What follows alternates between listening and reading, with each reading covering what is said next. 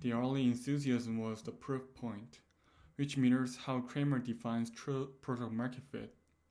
My version of product market fit is when a customer viscerally reacts in a positive way. The counter version of that is, oh, that seems useful, but no emotion, no excitement.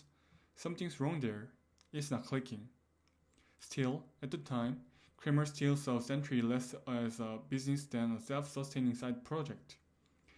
The money was used to pay for servers or sponsor conferences. We didn't have income out of it for about 3 years. But it was becoming harder to ignore the signal its growing customer base was sending. We had great product market fit from the get-go. We still had a lot of work to do to unlock everything, but it was there.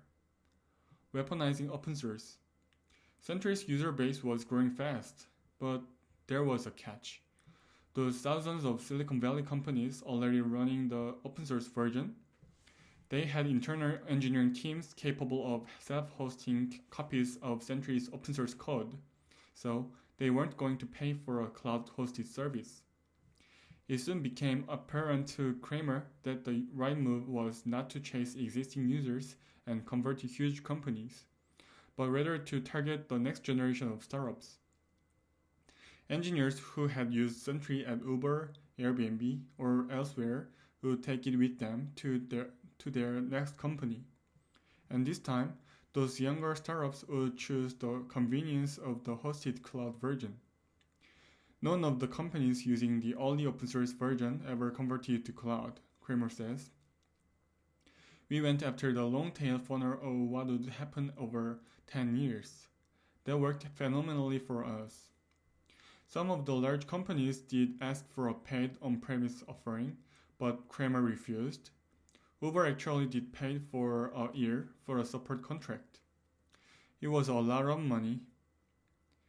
We chose to not renew it. I didn't want to sell on-premise software. I didn't want to be in that business. Instead, Sentry doubled down on the strategy that had already been working for them, giving the product away for free.